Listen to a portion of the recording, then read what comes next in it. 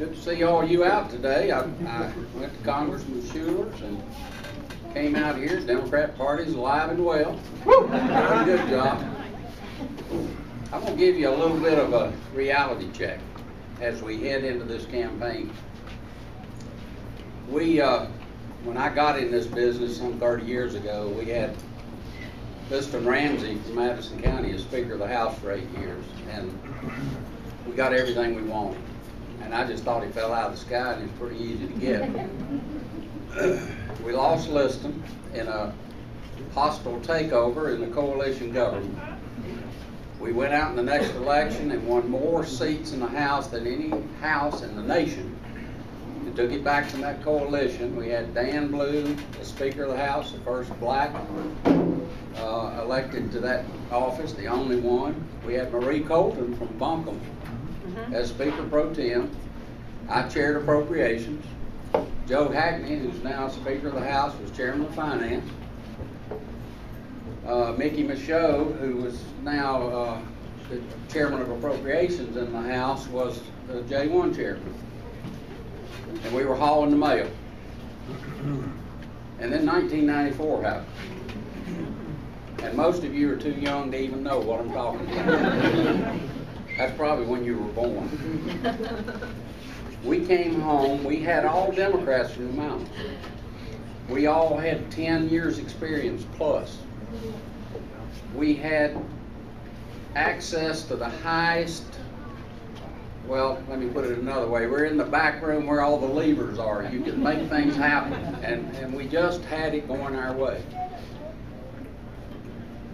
In my case, we had a 3-member delegation, just these 3 running separate seats, but back then we ran together, and it was 3 at-large seats. My opponent spent $50 the whole campaign, and nobody knew his name. They didn't even know he was running.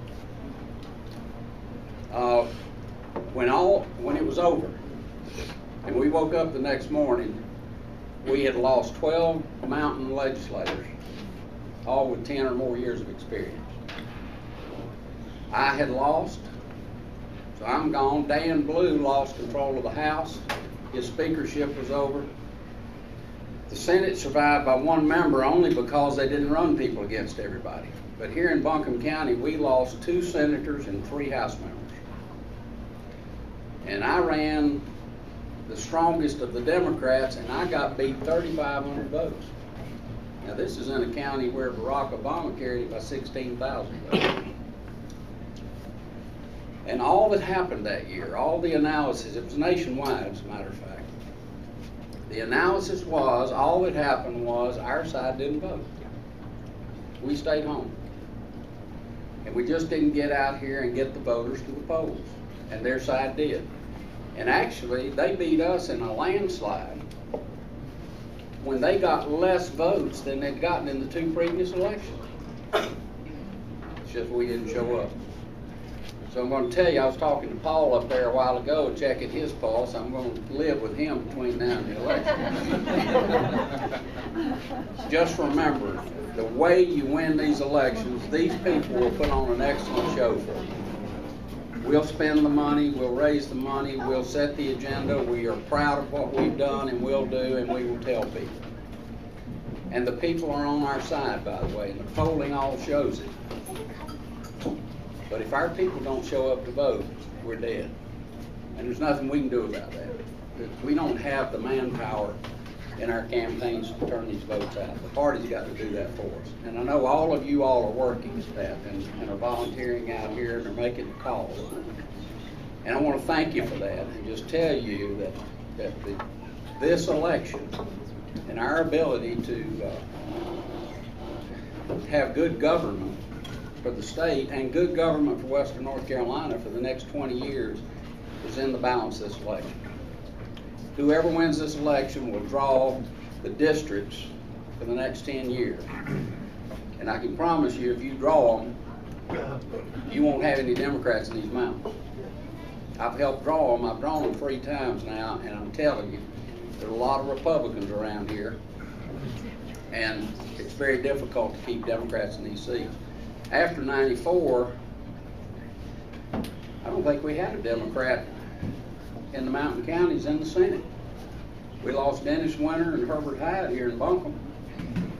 And I know the ones out in the far west were gone. Now we have John Snow from the far west. We have Joe Sam Queen from up in Yancey County. I mean, Haywood, Yancey up through there. We have Steve Goss in Watauga. And we're fixing to win Beth Jones' seat down in Burke and Caldwell. All right. And we'll have all mountain Democrats except for Tom Apodaca. And we pretty well got him on an island over there. And if Chris can take him out, we will be solid Democrats.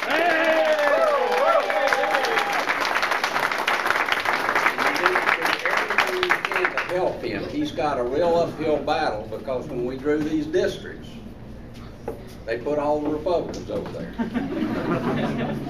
That's why I'm in a pretty good district over here in Buncombe. It's because that's how it was divided. He's got an uphill battle and he needs all the help he can get over there.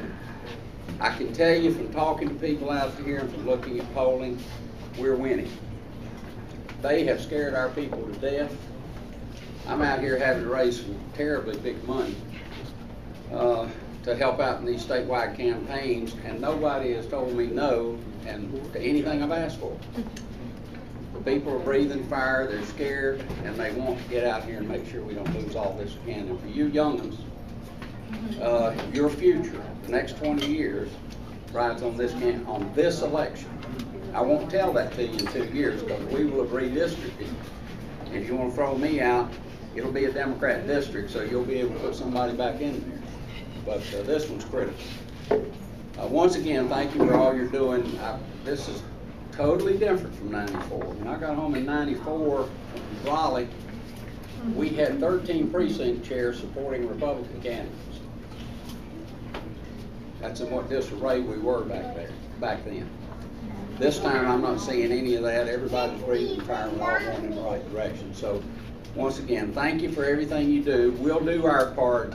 I know that you all will do yours. Thank you.